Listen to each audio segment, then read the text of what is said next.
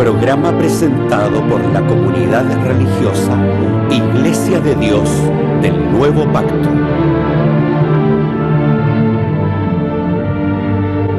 Millones de personas en el mundo piensan que la Biblia es la palabra del único y verdadero Dios. En la actualidad, este libro ha sido traducido a más de 2000 idiomas y dialectos, y se calcula que se han editado unos 6.000 millones de ejemplares. Ningún otro libro que se haya escrito ha ejercido tanta influencia en la sociedad como la Biblia. Sin embargo, su lectura no ha reportado la felicidad ni los beneficios que se esperan de ella. Conozca a través de este programa el porqué de esta situación y lo que verdaderamente enseñan las Escrituras.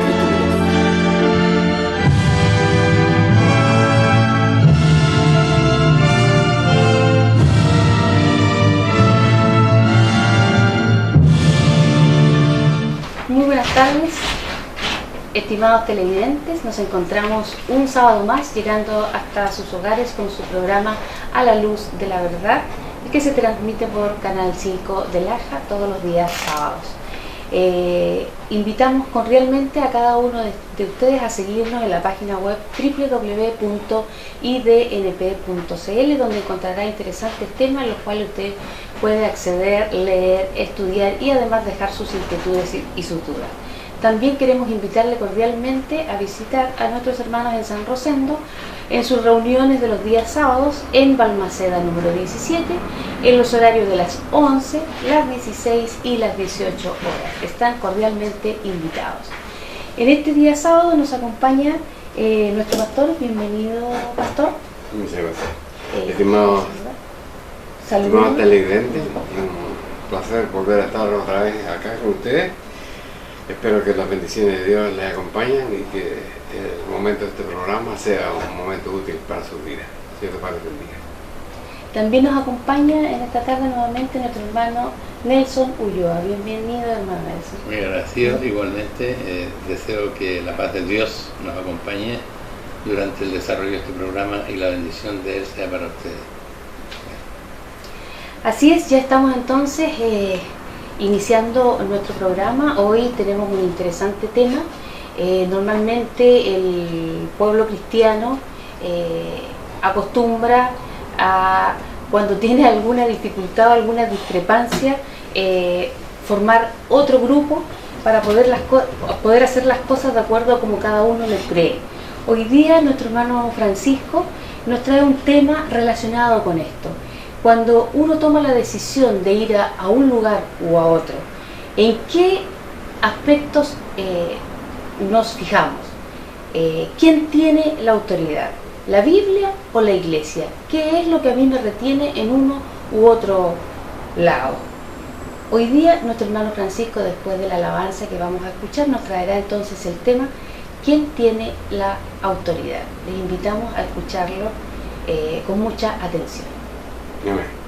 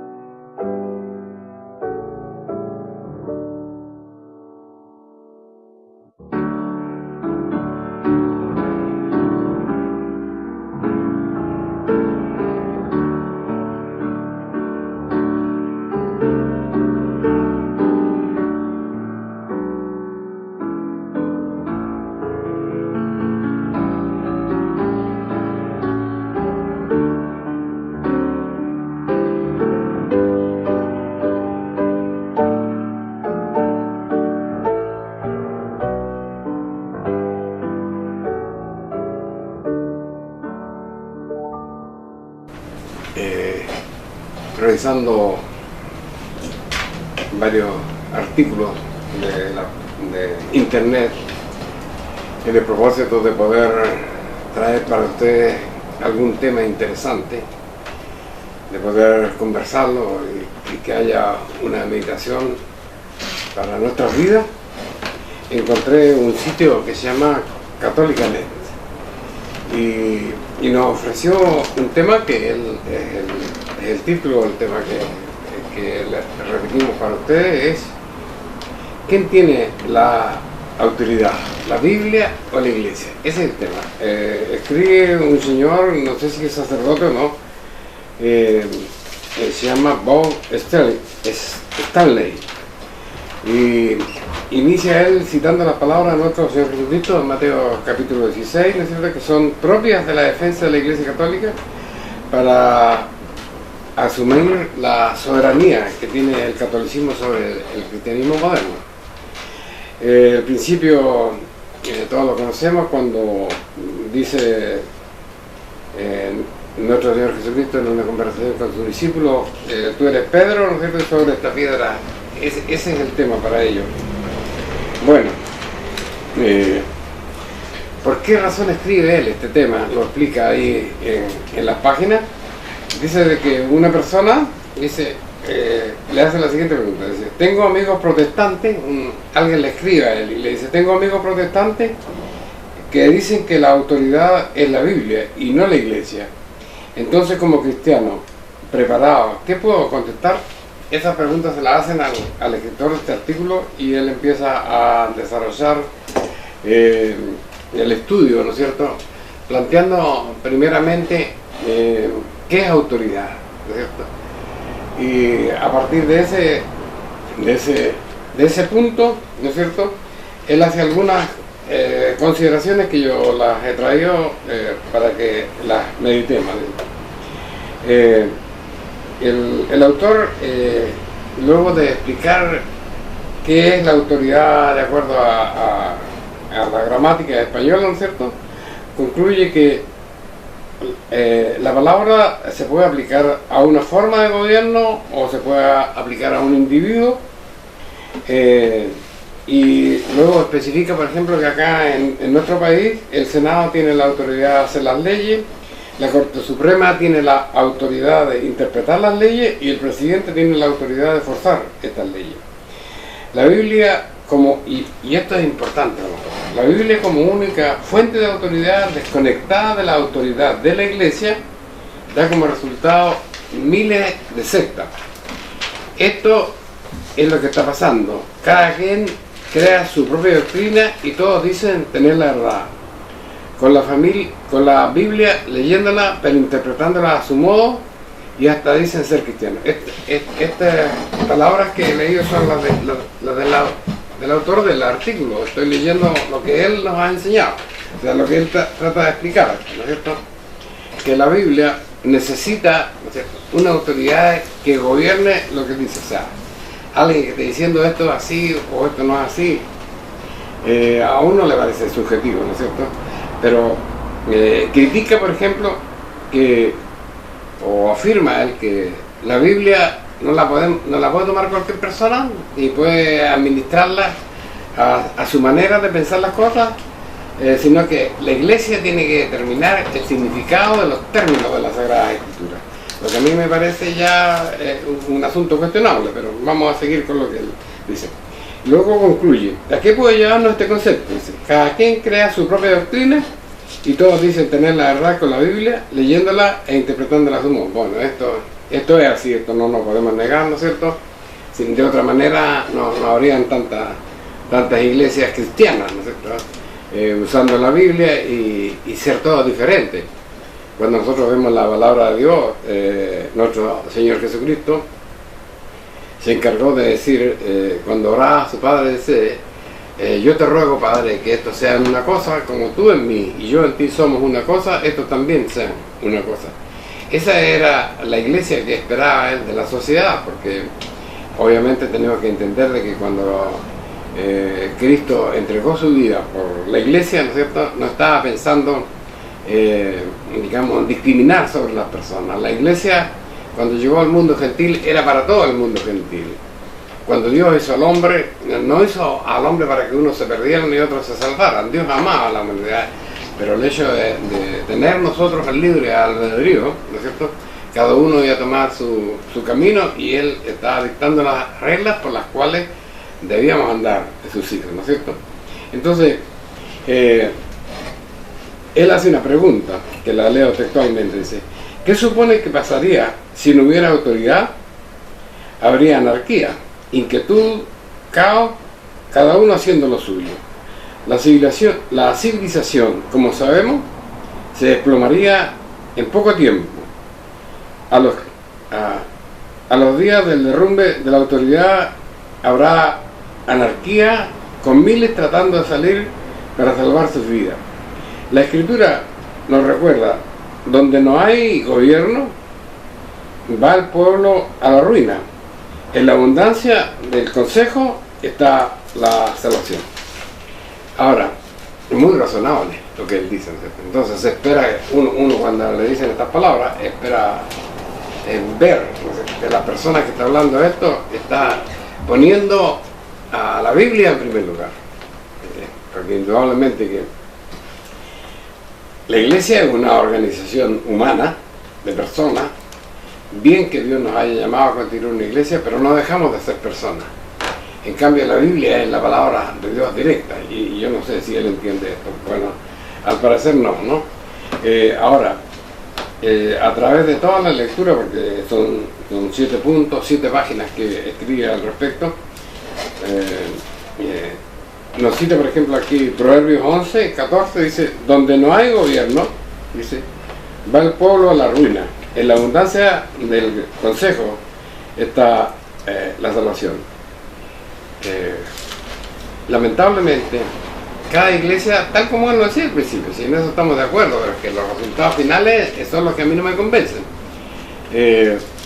Hoy día nos encontramos con una serie grande, una lista grande, ¿no es cierto?, de personas o grupos que fabrican la Biblia, que la editan para la sociedad, y ha resultado ser todas diferentes una de otra.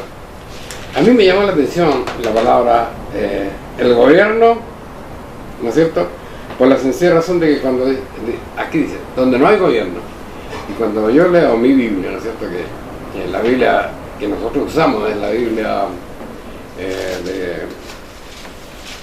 ¿cómo se llama este señor?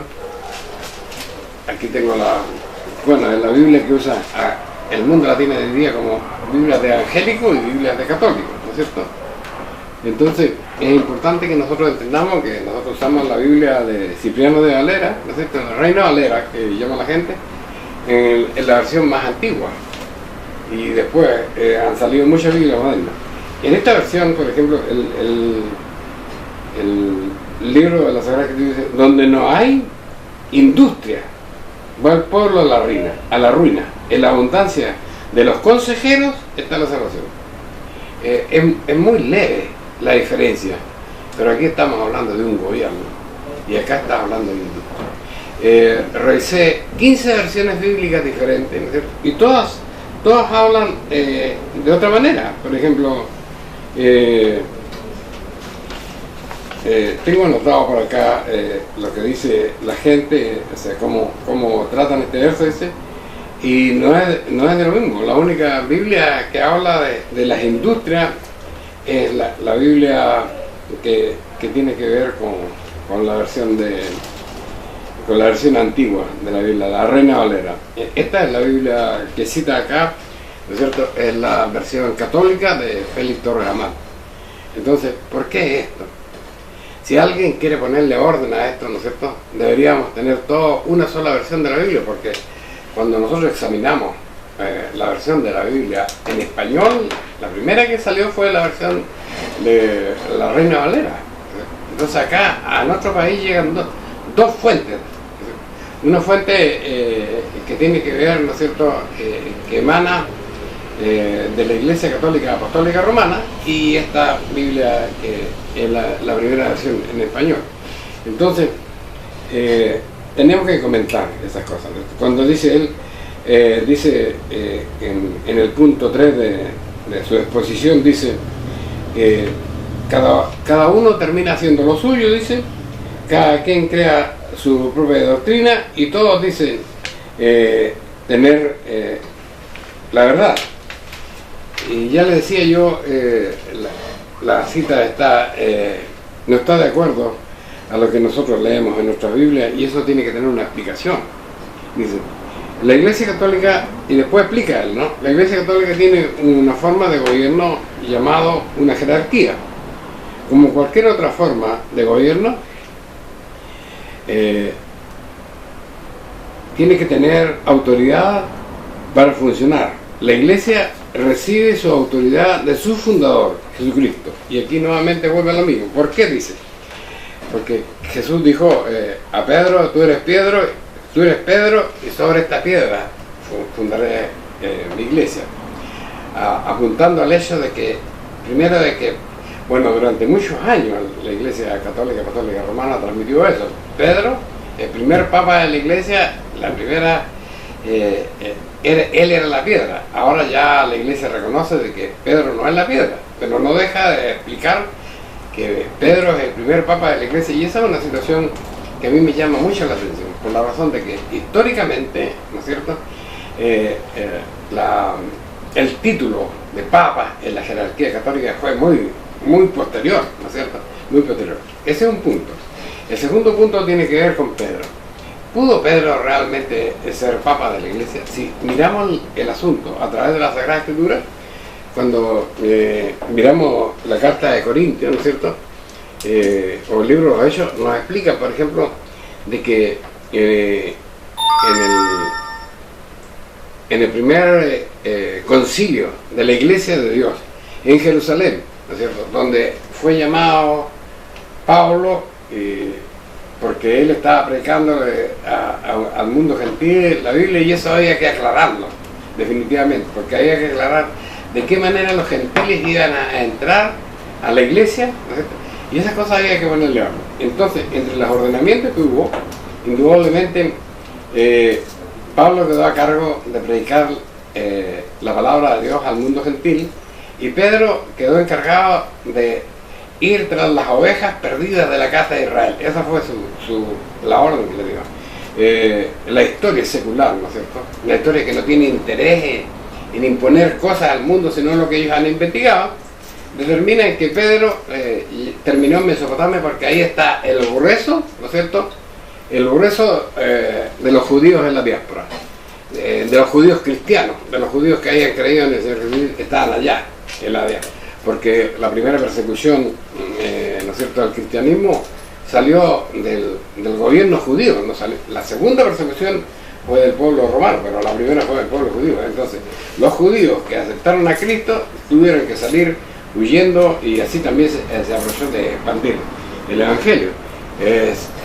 La historia anuncia, ¿no es cierto?, que nuestro hermano Pedro fue muerto o murió aproximadamente en el año 68, cuando la iglesia todavía no tenía historia. Y entonces estas cosas nosotros tenemos que entenderlas tal como dice la palabra de Dios. Entonces, hasta cuando leímos esta parte, yo me encuentro con dos cosas que son claras. Primero que todo, que están usando una versión muy particular de la Biblia que dice muchas cosas que a ellos les conviene que se sientan así, que se entiendan así, para que la Iglesia Católica Romana tenga razón en su ordenamiento, pero que no coinciden con lo que verdaderamente está escrito en la Sagrada Escritura. Ahora, el punto histórico también es muy cuestionable. Por ejemplo, cuando se dice que Pedro pudo ser papa en la Iglesia Católica Romana, la instauración del papado fue muy a posterior del tiempo que vivió Pedro. Eso en primer lugar. Pedro nunca pudo ser de la Iglesia Católica Apostólica Romana, porque la Iglesia Católica, si queremos nosotros encontrar, por ejemplo, una historia respecto a la Iglesia Romana, vamos a tener ocasión de ver algunos versículos de la Biblia, ¿sí? Entonces, es importante tener clara esta cosa. Nadie puede discutir que Jesús es la piedra angular de la Iglesia. Pues, sin la muerte de nuestro Señor Jesucristo, simplemente la Iglesia en el mundo gentil no existe. porque la iglesia estaba centrada solamente en Israel, ¿no es cierto? Entonces, siguiendo la analogía que él explica en el punto 3 de su escrito, dice, cuando llegó Jesús, dice, de la región, y aquí vamos a aclarar un poco el asunto de la piedra angular. El Mateo, capítulo 16, verso 13, dice, cuando llegó Jesús a la región de Cesarea de Filipo, preguntó a sus discípulos diciendo, ¿quiénes dicen los hombres que es el Hijo del Hombre? Y ellos dijeron, unos dicen que es Juan, otros proponen que es Elías, pero otros Jeremías o alguno de los profetas, dice el verso 14. El verso 15 dice, y él les dijo, ¿y vosotros quién decís que soy? ¿Quién decís que soy yo? Respondiendo Simón Pedro le dijo, tú eres Cristo, el Hijo del Dios viviente. Y Jesús respondiendo le dijo, bienaventurado eres, Simón, hijo de Jonás, porque esto no te lo reveló carne ni sangre, sino mi Padre que está en los cielos. Yo también te digo que tú eres Pedro, y sobre esta roca edificaré mi iglesia, y las puertas del Hades no prevalecerán contra ella. Aquí tenemos un asunto esencial. ¿Cuál era la roca? Y aquí yo digo, nosotros tenemos que meterlo en el contexto histórico de esto, ¿no es cierto? Y lo que pasaba, la cultura imperante, ¿no es cierto? A pesar de que dominaba el Imperio Romano, sin lugar a dudas, la cultura imperante en el primer siglo era la cultura griega. Y ellos tenían el concepto de la piedra, ¿no es cierto?, como un punto de fundamentación, no radicado en una persona, sino en un concepto. Entonces, ¿a qué se refirió Cristo cuando le dijo, sobre esta piedra fundaré mi iglesia? Eso es lo importante. ¿Por qué razón? No se podía explicar quién era Cristo. Pedro explica quién es Cristo. Tú eres el Hijo del Dios viviente. Y, o sea, Pedro reconoce a Jesús, ¿no es cierto?, como el Hijo verdadero de Dios, lo que no haría ningún judío. Él lo hace. Y Jesús le dice, esto lo sabes tú porque el Espíritu Santo te lo entregó. Y yo te digo, tú eres Pedro. O sea, en el hecho de que la humanidad conozca a Cristo y que Cristo lo reconozca, que reconozca a la humanidad, esa es la piedra donde se va a fundamentar la iglesia. Vale decir, yo me convierto al cristianismo, no tan solo quiere decir que yo quiera a Cristo y que quiera la palabra, sino que Cristo también me acepte como a su Hijo. Ese es el elemento fundamental. Así va a funcionar. Y después de esto, ¿no es cierto?, se empezó a hablar y Cristo habla que Él es la piedra y no Pedro. Entonces, aquí hay una cosa, si podemos llamarla de este modo, filosófica. Hay un principio que va a permitir que se genere la iglesia, ¿no es cierto? Que los hombres reconozcan a Cristo, que en ese momento era difícil reconocerlo, los judíos no lo aceptaron, ¿no es cierto? Y que Dios, a través de Cristo, también nos acepta a nosotros. O sea, aquí no se trata de estar dentro de un sistema religioso, sino que ser reconocido de Dios. No nos olvidemos aquel pasaje que dice la Sagrada Escritura, dice, muchos me dirán en aquel día, Señor, en tu nombre hicimos milagros, en tu nombre hablamos profecía, ¿cierto?, en tu nombre lanzamos enfermos, ¿y qué? Sanamos enfermos, ¿y Él qué les dirá? Apartados de mí, obreros de iniquidad. ¿Qué quiere decir eso? O sea, no se trata de estar aquí dentro, ni se trata de sanar enfermos, ni se trata de hacer milagros, sino de cumplir con la voluntad de Dios. Satanás también tiene poder para hacer milagros. De modo que la fe también mueve montañas. No se trata de esto. Aquí se trata de cumplir con la voluntad de Dios. Y en todos estos pasajes hay una cosa que es clara. No habla de la iglesia, ¿no es cierto? No habla de la iglesia como una cabeza. Cristo es la cabeza. Y muestra a la iglesia como un cuerpo. Entonces, ¿de dónde salen las ideas para el cuerpo? Las ideas para el cuerpo salen naturalmente de la cabeza. Cristo es la cabeza. No necesitamos otra cabeza. Pero y la jerarquía, ¿no es cierto? Porque él dice, cuando habla en Efesios capítulo 2, dice, y hizo también los apóstoles, ¿no es cierto?, y otros pastores, y da muchos títulos para la gente, ¿no es cierto?, para la forma en que se iba a constituir la administración de la iglesia. Pero la administración de la iglesia, ¿no es cierto?, está bajo la orden de Dios. O sea, Él nos entrega responsabilidades. Ese es el punto principal. Dios nos entrega responsabilidades. le entregó responsabilidades a los apóstoles, ¿es cierto? Pero no les dio la autoridad para cambiar la palabra de Dios. Cuando los apóstoles sintieron la necesidad de hacer su iglesia, tenemos nosotros la cita, por ejemplo, de la cita del libro de Gálatas, donde el apóstol Pedro, en el capítulo 2, en la parte final, dice: edificados, dice, sobre los apóstoles, edificados sobre los profetas, siendo la piedra principal del ángulo Jesucristo mismo. El Nuevo Testamento no está escrito. Entonces dice, edificados sobre los apóstoles y sobre los profetas. Pero, ¿qué religión siguieron los profetas? ¿Qué religión siguieron los apóstoles? ¿No es cierto? La iglesia del Nuevo Pacto, ¿qué religión siguió? Entonces aquí es importante que nosotros conozcamos algunas cosas de la iglesia. Ellos dicen, nos preguntan a nosotros si nosotros podemos, a ver, pregúntale, dice al evangélico, si ellos pueden tener una historia de su iglesia desde el principio, como nosotros la vamos a tener desde el mismo Señor Jesucristo, porque Pedro, que fue discípulo de Cristo, es el primer hombre de la iglesia. Están equivocados, están equivocados. Cuando ustedes leen el capítulo 13 de Mateo, dice de la siguiente manera, me voy a permitir a leer algunos versos, a ver si nosotros podemos captar esto. Aquí son las parábolas de nuestro Señor Jesucristo, ¿no es cierto? Y dice de la siguiente manera, el versículo 33, hablando de nuestro Señor Jesucristo, no es un apóstol ni es cualquiera, es nuestro Señor Jesucristo. Otra parábola les dijo: el reino de los cielos es semejante a la levadura que tomó una mujer y la escondió en 3 medidas de harina hasta que todo quedó leudo. El reino de los cielos, ¿a qué se refiere? Se refiere naturalmente, primero que todo hay varias perspectivas que podemos ver. El gobierno de Dios, ¿no es cierto? El gobierno de Dios fue traducido para nosotros, llegó a través de su palabra, y dice el gobierno de Dios, ¿no es cierto? Las ordenanzas de Dios, el ordenamiento de Dios, ¿no es cierto?, es semejante a la levadura. El conocimiento es la levadura que fue entregado a una mujer. ¿Quién es la mujer? Cuando nosotros leemos la Biblia, la mujer representa a la iglesia. Entonces, el conocimiento de Dios fue entregado, ¿no es cierto?, a la iglesia, que fue depositado en 3 medidas. ¿Qué representan las 3 medidas? Representan 3 horas, o sea, 3 momentos de la historia de la humanidad, ¿cierto?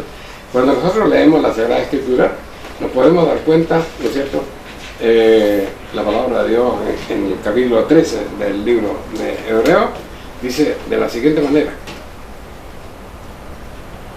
Vamos a buscar este pasaje porque es importante que nosotros lo tengamos presente. Dice: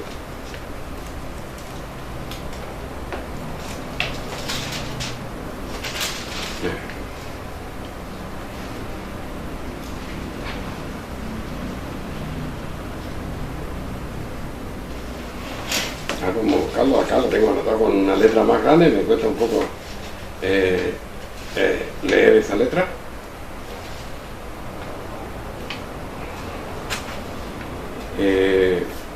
Tiene que ver, ¿no es cierto?, con lo siguiente. Tiene que ver cuando el apóstol Pablo le escribe a la iglesia y le dice que es importante de que nosotros tengamos en consideración el mundo. Aquí le está escribiendo a los hebreos que se hayan convertido. Es importante, dice, que nosotros entendamos que ahora, dice, nos hemos allegado, aquí vamos a buscarlo, tengo que hallarlo, en el capítulo 13. A ver si alguno de ustedes lo tiene a mano. Aquí está, perdón, era el capítulo 12. Dice, hablándole a los judíos convertidos en el capítulo 18, en el capítulo 12, versículo 18. Porque no os habéis allegado, dice, al monte que se podía tocar, o al fuego encendido, o al turbión, o a la oscuridad y a la tempestad, y al sonido de la trompeta, y a la voz de la palabra, la cual los que lo oyeron rogaron que no se hablase más. No sé si ustedes pueden traer a su memoria de qué está hablando el apóstol. Eso es interesante. ¿Cuándo pasó este acontecimiento? Que el monte tembló, que se oyeron sonidos como de bocina, y que un pueblo tuvo mucho miedo y le dijo: anda tú y habla con Dios, no hable Dios con nosotros para que nos muramos. Indudablemente está hablando del momento de cuando Dios se presenta en el monte Sinaí, y Israel le dice: anda tú. Entonces, ahora hablándole a estos hebreos que habían creído en el Señor Jesucristo, dice: ustedes ahora no se han llegado a este tipo de contacto con Dios, esta es otra cosa, dice. Y luego sigue, ¿no es cierto? Porque no había llegado al monte que se podía tocar, o al fuego encendido, o al turbión, o al sonido de la trompeta, y a la voz de la palabra, la cual los que lo oyeron rogaron que no se hablase más, porque no podían tolerar lo que se mandaba. Si bestia tocase el monte, debía ser apedrada y pasado por dardo. Y tan terrible cosa era lo que se veía, que Moisés dijo: estoy asombrado y temblando. Más vosotros, le dice a los judíos, dice: os habéis allegado al monte de Sión, os habéis allegado a la ciudad del Dios vivo, os habéis llegado a la Jerusalén celestial y a la compañía de muchos millares de ángeles. ¿De qué está hablando? Está hablando de la institución de la iglesia de Dios del nuevo pacto. Está hablando a los gentiles, o sea, a los hebreos que se convirtieron a nuestro Señor Jesucristo. Vosotros habéis llegado, dice, a la sangre de los primogénitos que están alistados en el cielo, al Dios y juez. ¿Dónde estamos leyendo? Dice: a la congregación de primogénitos que están alistados en los cielos, y al Dios, el juez de todo, y a los espíritus de los justos hechos perfectos, y a Jesús, el mediador del Nuevo Testamento, y a la sangre del esparcimiento, que es mucho mejor que la sangre de Abel. Entonces, aquí está, ¿de qué está hablando? Dice: cuando os habéis llegado, dice, a la congregación de los primogénitos. O sea, ¿qué significa congregación de los primogénitos? Obviamente, los primeros, ¿no es cierto?, que adoraron a Dios. ¿Y quiénes son los primeros que adoraron a Dios? Cuando ustedes leen la Sagrada Escritura, cuando Dios hizo el género humano, ¿no es cierto?, naturalmente, el propósito de Dios era que existiera una generación mejor que los ángeles que se habían ido con Satanás. No era el propósito que nos perdiéramos. Pero no todos los hombres siguieron la verdad. Cuando ustedes ven que la simiente de la tierra, los hijos de Adán, Sem, Cam, ¿no es cierto?, y Jafet, solamente la simiente de Sem nació. Cuando ustedes ven, por ejemplo, el capítulo 5 y el capítulo 10 del libro de Génesis, se dan cuenta que ahí se formó los padres de la iglesia. Ahí tuvieron, esa es la congregación primogénita. Y dice: ustedes no se han allegado a la congregación primogénita. O sea, ya había una iglesia desde el principio, ¿no es cierto? ¿Y cuál es esa iglesia? La iglesia que va desde Adán, ¿no es cierto?, hasta Abraham. Esa es la primera iglesia. Cuando ustedes después ven el capítulo 7, ¿no es cierto?, del libro de los Hechos, en el discurso de Esteban, se van a dar cuenta de que aquí se habla de otra iglesia. Dice: este es el discurso de Esteban antes de ser apedrado. Este es el Moisés, capítulo 7, verso 37. Este es el Moisés, el cual dijo a los hijos de Israel: profeta os levantará el Señor Dios de vuestros hermanos, como yo a él lo diré. Este es el que estuvo en la congregación del desierto con el ángel que hablaba en el monte Sinaí. O sea, la forma de adorar de la primera iglesia, ¿no es cierto?, la congregación de los primogénitos, indudablemente que fue diferente. Eso no quiere decir que no guardaban leyes y mandamientos. Cuando ustedes ven, por ejemplo, el capítulo 26, el verso 5 del Génesis, dice: y Abraham guardó mi pacto, ¿no es cierto?, guardó mis estatutos, guardó mis mandamientos y guardó mis leyes. O sea, en el primer periodo de la iglesia había leyes. Cuando ustedes leen el capítulo 7, por ejemplo, del libro de Génesis, Dios había tomado la resolución, ¿no es cierto?, de exterminar a la humanidad. Y dice acá, dice, y dijo Jehová a Noé, dice, entra tú y tu casa en el arca, porque te he visto justo delante de mí en esta generación. De todos los animales limpios te tomarás 7 en 7, macho y hembra, más de los animales que no son limpios, de 2 en 2, macho y hembra. Hay en alguna parte del Génesis que Dios haya hablado y le haya dicho, no sé si haya quedado escrito en la Escritura, de que Noé sabía que había una ley alimenticia. Indudablemente que no hay nada, pero sí la tenían, porque había una comunicación oral entre Dios, ¿no es cierto?, y toda esa generación. Cuando ustedes ven, por ejemplo, el capítulo 4 del libro de Génesis, ¿no es cierto?, ahí está el problema de Caín y Abel, dice, y después, dice, verso 3 adelante, dice, y aconteció que andando el tiempo, Caín trajo del fruto de la tierra una ofrenda a Jehová, y Abel trajo también de los primogénitos de sus ovejas y de su grosura, y miró Jehová con agrado a Abel y a su ofrenda, mas no miró propicio a Caín y a la ofrenda suya, y ensañóse Caín en gran manera y le cayó su semblante. Entonces Jehová dijo a Caín, ¿por qué te has ensañado? ¿Por qué se ha inmutado tu rostro? Si bien hicieres, no serás ensalzado, y si no hicieres bien, el pecado está a la puerta. Aquí hay una cosa extraña, ¿no es cierto? Todavía no llegamos ni cerca siquiera del monte de Sinaí, pero se habla del pecado, y el pecado es la transgresión de la ley. O sea, ellos tenían conocimiento de la ley. Entonces le dice Dios a Caín, ¿por qué te has molestado? Si tú hicieres bien, dice, no serás ensalzado. Entonces quiere decir que Caín hizo mal. ¿Y qué hizo mal Caín? Ahí nosotros no lo podemos entender. Pero cuando usted lee, por ejemplo, el libro del Levítico, se da cuenta lo que la Biblia dice.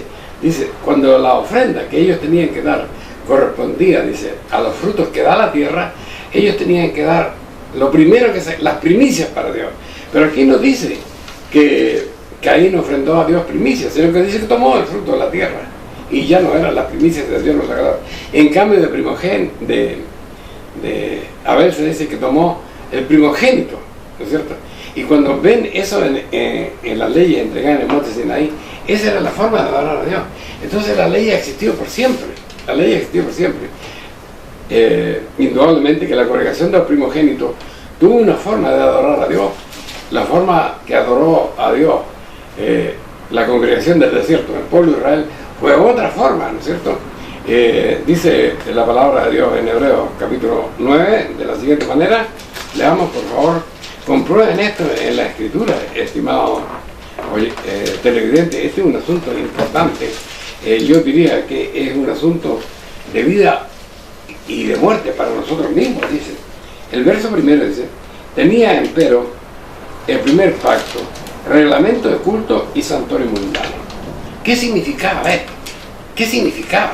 Es difícil entenderlo, pero nosotros nos vamos a dar cuenta, ¿verdad?, que había una ley, una forma de adorar a Dios, una forma de adorar a Dios, que ustedes la encuentran en Levítico capítulo 23, pero no era llegar y adorar. Había algo entre el momento de adorar a Dios, ¿no es cierto?, que uno tenía que hacer delante de Dios, y esa era la ley, ¿no es cierto?, que la llama aquí la ley del santuario. ¿Qué quiere decir esto?, ¿no es cierto?, que usted para llegar delante de Dios tenía que ofrecer, los sacerdotes tenían que ofrecer un sacrificio de animales.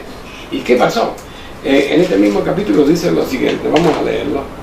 Dice, esa cosa de presentarse delante de Dios y tener que sacrificar animales, dice la palabra lo siguiente, dando esto a entender el Espíritu Santo, que aún no estaba descubierto el camino para el santuario, entre tanto el primer tabernáculo estuviese en pie, lo cual era figura de aquel tiempo presente, en el cual se ofrecían presentes y sacrificios que no podían hacer perfectos cuanto a la conciencia al que servía con ellos, consistiendo solo en vianda, en bebida y en diversos lavamientos y ordenanzas acerca de la carne impuestas hasta el tiempo de la corrección. O sea, los sacrificios de animales, la ley no era una cosa única, la ley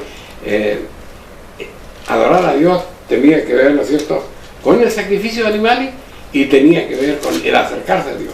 El acercarse a Dios está escrito en Levítico 23, el sábado, ¿no es cierto?, la fiesta de la Pascua, la fiesta de los ácimos, Pentecostés, trompeta, expiación y cabaña. Cuando ustedes tienen esto en su mente, ¿no es cierto?, van a encontrarse con una cosa muy particular. Aquí no aparece, por ejemplo, celebrar el nacimiento del Señor Jesucristo. Aquí no aparece el Mete María, ¿no es cierto?, en consagración a la Madre de nuestro Señor Jesucristo. Aquí no aparece la Semana Santa. ¿De dónde salieron esas cosas? Porque no están escritas en la Biblia. Y si no están escritas, dice, este pueblo dice, con sus labios me honra, mas su corazón lejos está de mí, enseñando como doctrina mandamientos de hombres. Entonces, ¿de qué habla la Iglesia de Dios del Nuevo Pacto? Nosotros hablamos de los mandamientos instituidos por Dios.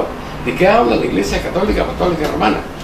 De los mandamientos instituidos por la Iglesia Católica, Apostólica y Romana, por la jerarquía de la Iglesia, de la cual ellos se ufan.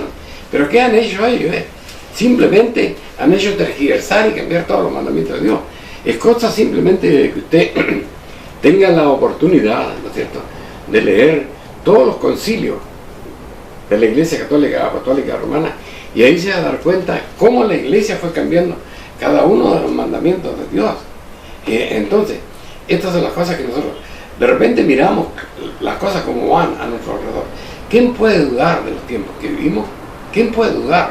¿Quién puede dudar de la corrupción de la humanidad, de la corrupción de la familia, de la corrupción del matrimonio, de la indolencia de nuestros jóvenes?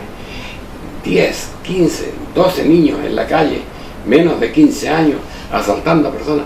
¿En qué tipo de sociedad estamos? ¿En qué tipo de sociedad estamos cuando esta sociedad acepta, ¿no es cierto?, que los niños, ¿no es cierto?, puedan ser muertos antes de nacer, puedan terminar con su vida? ¿En qué tipo de sociedad estamos, ¿no es cierto?, donde puede haber una relación de un hombre con un hombre, como una perfecta familia, o de una mujer con una mujer? ¿Qué testimonios son esos? Leamos qué testimonios son en el capítulo 1 del libro de Romanos. ¿Qué dice la palabra de Dios? Porque aquí es importante no lo que nosotros pensamos, sino lo que dice la palabra de Dios. Le invito a leer la Sagrada Escritura en el capítulo 1 del libro de Romanos. Dice: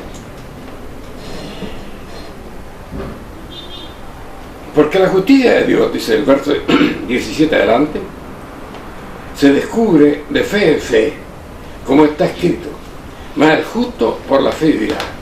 La gente dice, bueno, este no es un evangelio, no es un cristianismo de guardar mandamientos, de hacer cosas, de guardar sábado, eso quedó clavado en la cruz. En ninguna parte de la Biblia se explica que guardar el sábado y guardar los mandamientos quedó clavado en la cruz. Eso es una cosa puntual que usted debe aceptar. Si quiere hacerlo o no quiere hacerlo, está bien. Nosotros tenemos la libertad de elegir el camino por donde vamos a andar, ¿no es cierto? Pero no le da derecho a negar lo que la palabra de Dios está escrito. Cuando ustedes leen, por ejemplo, el primer capítulo el segundo capítulo del libro de Génesis, dice: y Dios bendijo, santificó el día sábado de reposo. Lo bendijo y lo santificó. ¿Qué quiere decir eso? Santificar el hecho de haberlo apartado para Él. Lo apartó para Él.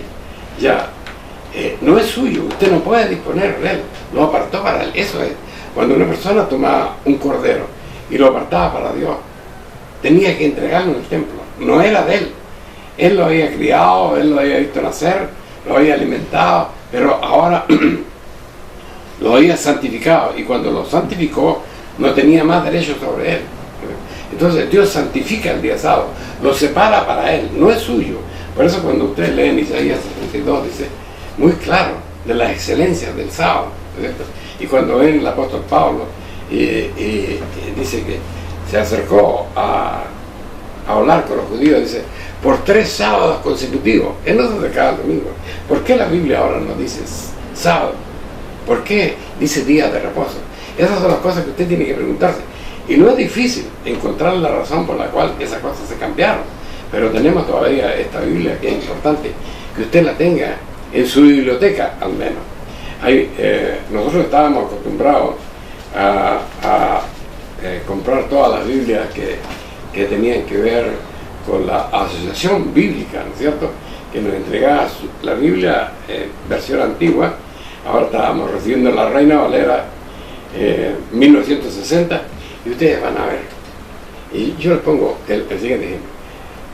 El libro Apocalipsis, en el capítulo 22, versículo 14, dice: bienaventurados los que lavan su vestido, para que su potencia entre, y entren por las puertas en la ciudad. Así dice el verso. Pero si un pastor llega a su casa y le dice: usted tiene que lavar su vestido, ¿qué entiende usted? ¿Qué entiende de eso? ¿Cómo lo puede relacionar? En cambio, cuando usted va a la Reina Valera 1909, por ejemplo, las pocas que usted puede encontrar, dice: bienaventurados los que guardan los mandamientos, para que su potencia sea en el árbol de la vida y entren por las puertas de la ciudad. ¿Y por qué le borraron? ¿Por qué le borraron esto de guardar los mandamientos? Porque esa es la idea ahora. Esa es la iglesia que impuso la Iglesia Católica Apostólica. Si basta que usted tome los 10 mandamientos conforme los ha redactado la Iglesia Católica Romana y los compruebe con Éxodo capítulo 20, y se va a dar cuenta que han cambiado todo, absolutamente todo. Entonces, en esto está su vida. Al comienzo del siglo XVI, ¿no es cierto?, la forma irrespetuosa de la fe que tenía la Iglesia Católica Apostólica Romana produjo el primer quiebre, ¿no es cierto? Apareció Martín Lutero, un hombre temeroso de Dios, ¿no es cierto?, y reclamó por la forma de las usuras de la Iglesia Católica.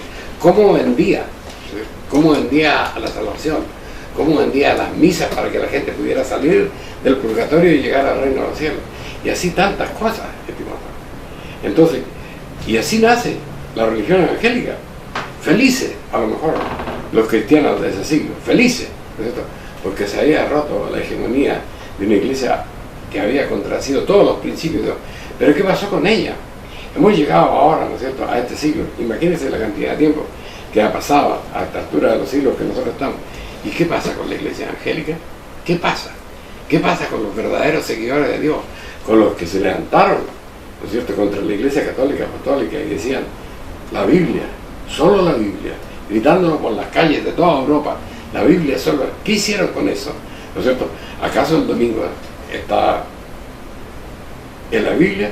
Porque la iglesia protestante, la iglesia evangélica en todo el mundo, guarda el día domingo. Tenemos una iglesia que guarda el día sábado, la iglesia adventista, pero cuando usted visita la iglesia adventista en la última semana del mes de diciembre, lo encuentran celebrando la fiesta de la Navidad. ¿De dónde sacó la iglesia adventista? ¿No es cierto?, que Jesús había nacido el 25 de diciembre. Bueno, lo sacó la iglesia católica, pero ¿cómo podemos vivir eso y esperar, ¿no es cierto?, que Dios esté con nosotros? Y por eso la humanidad está como está. Yo le iba a leer en Romanos capítulo 1, y ahora sí que lo voy a hacer, dice. Y dice de la siguiente manera: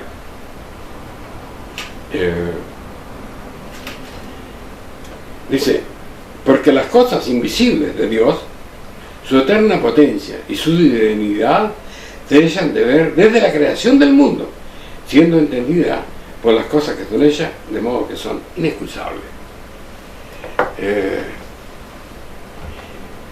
Un gran grupo de personas, a causa de esto tan banal que es la religión en estos días, ¿no es cierto?, ahora no creen en Dios, ni creen en la religión. Y la Biblia dice: las cosas invisibles de Dios se echan de ver por lo que es hecho. En el año 70 de nuestra era desaparece Israel del concierto mundial. Tuve la oportunidad de leer por el libro de un escritor inglés, no me acuerdo su apellido, Hemingway, pero sí que es, decía, él lo escribió cuando estuvo en Jerusalén: es increíble que aquí haya vivido el Hijo de Dios. Esto es un desastre, llena de animales salvajes, una tierra absolutamente abandonada, no existe nada. ¿Cómo pudo vivir Dios aquí? Eso sí, porque eso pasó con Jerusalén después del año 70. se convirtió en nada mismo. Israel ya hacía años, las 12 tribus que habían desaparecido. El reino de Judá termina el año 70 y se acabó todo. Pero dice la palabra de Dios, ¿cierto? Que se pegare, dice el libro de Salmos, que se pegare mi lengua a mi paladar, dice Dios, si yo me olvidara de Israel, mi pueblo. ¿Y qué pasó? ¿Cuánto tiempo pasó, estimados hermanos? Cuando ustedes leen el capítulo 28, 26, 28 del libro de Testimonio, se van a encontrar con la historia vívida de Israel, allá, de las tribus de Israel, allá en Alemania, cuando estaban en los campos de concentración, cuando deseaban morir y no podían morir, cuando terminan los campos de concentración y un hombre que medía 1,80 m, ¿no es cierto?, estaba corvado hasta el 1,60 m y pesaba 45 kilos. Entonces ellos recibieron el pago, pero Dios no se iba a olvidar de ellos. ¿Y hoy qué tenemos? Y hoy tenemos a Israel encumbrada en las naciones más poderosas del mundo, en las naciones más hermosas del mundo. Como gran cosa, la comunidad de las Naciones Unidas le entrega, ¿no es cierto?, la tierra más mala que podía haber, ¿no es cierto?, en la región de Palestina. ¿Y qué pasó con ellos? La convirtieron en un vergel, estimados hermanos.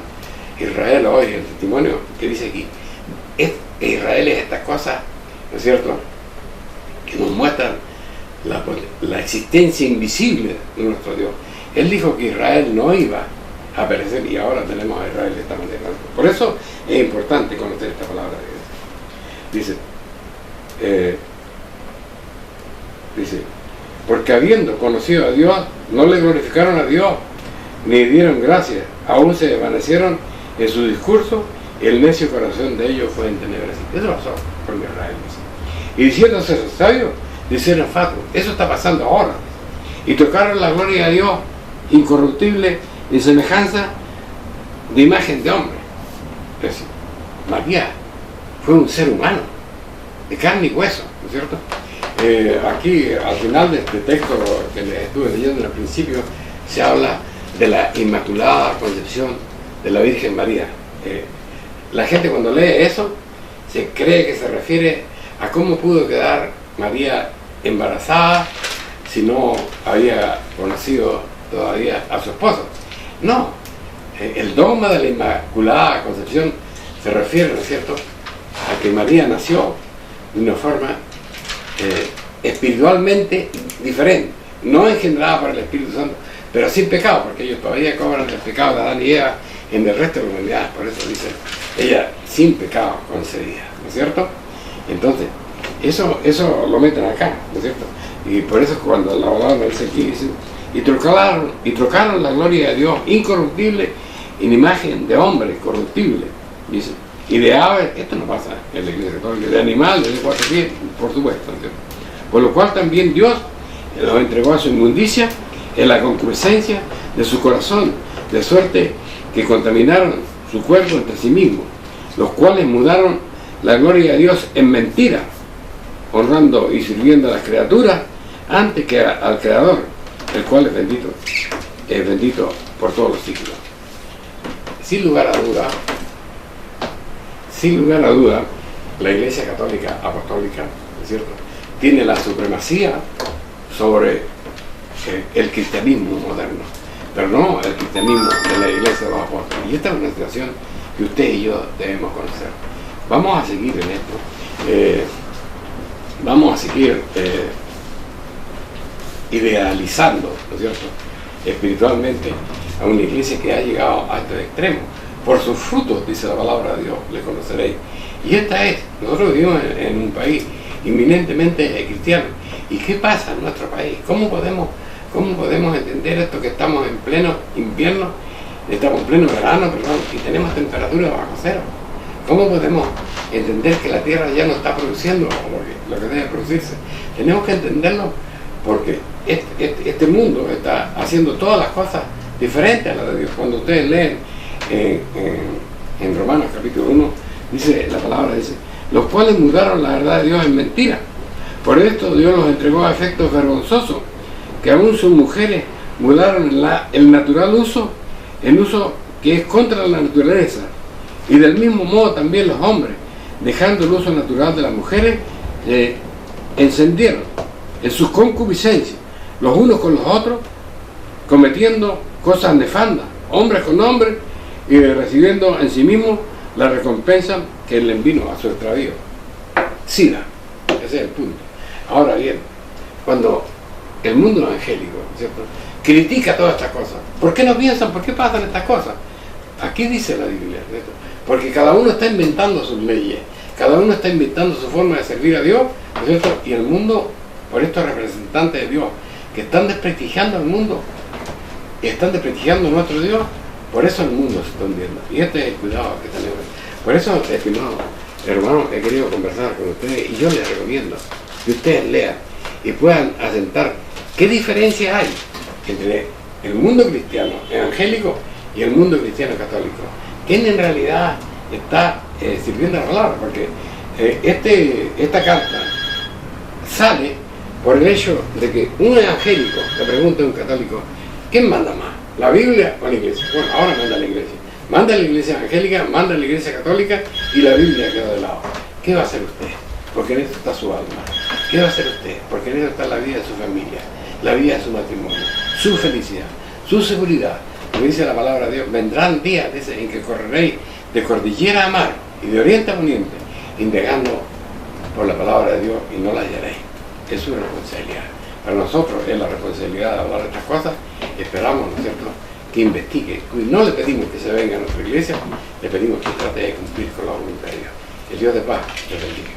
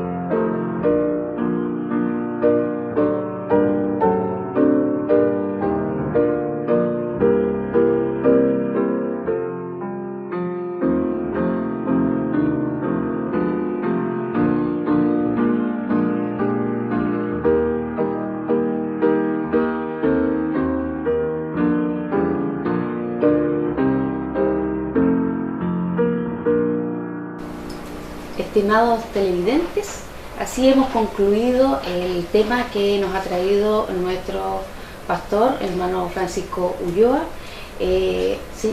cuyo título era ¿Quién tiene la autoridad, la Biblia o la Iglesia? Esperamos que este mensaje haga vida en cada uno de sus corazones y ustedes puedan meditar, reflexionar respecto de los puntos que tocó nuestro hermano y así tomar la mejor decisión para sus vidas. No queremos terminar nuestro programa sin invitarlos nuevamente a visitar la página web www.idpi.cl, donde encontrará este y otros temas interesantes, los cuales usted podrá leer, podrá meditar, podrá reflexionar y también hacernos llegar sus sugerencias o sus preguntas. También queremos hacerle una cariñosa invitación los días sábados en San Rosendo, en calle Balmaceda número 17, en los servicios de adoración del día sábado, a las 11 horas, 16 horas y 18 horas. Esperamos que tenga una muy buena semana, que Dios esté con cada uno de ustedes y sus familias. Muy buenas tardes.